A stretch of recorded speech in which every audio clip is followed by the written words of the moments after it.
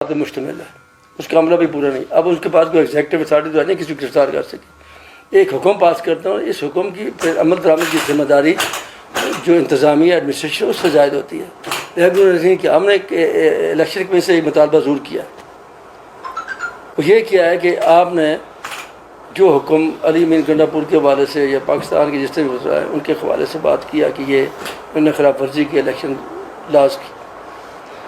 آپ کے ادارے اختیار میں نہیں آتے ہیں تو الیکشن کمیشن آف پاکستان کو لکھ کے انہوں نے دفعہ 62 اور 63 کی خلاف ورزی کی ہے.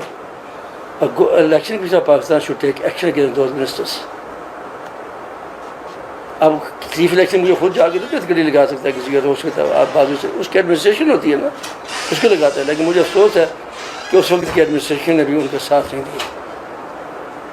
البتہ ہم نے یہ کہا کہ آپ اور کچھ نہیں کر سکتے، کم از کم یہ بات لکھیں کہ آپ ان کو 62-63 کے تحت ان کے خلاف جو ہے انیشیٹ کریں before the election commission of Pakistan. ذاتی رائے تو اپنی جگہ پہ ہے، لیکن پاکستان پیپلز پارٹی آزاد کشمیر اور چیئرمین رابرٹ الزاری کی ایک بڑی واقعہ واضح موقف ہے اس ایشو پہ. ہم نے اپنی CC میں بھی اس ایشو کو آج سے نہیں بہت پہلے سے کیا.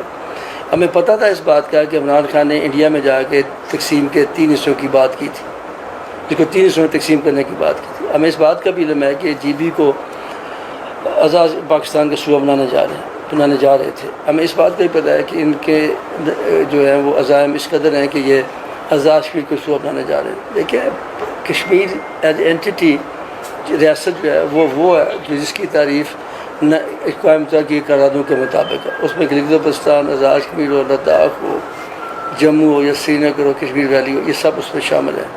اس کو علیحدہ کر کے آپ کوئی بات نہیں کر سکتے. اگر آپ اس کو صوبہ بنانے کی بات کرتے ہیں تو اس مین کہ آپ نے انڈیا کی 1950 والی پوزیشن لے لی ہے.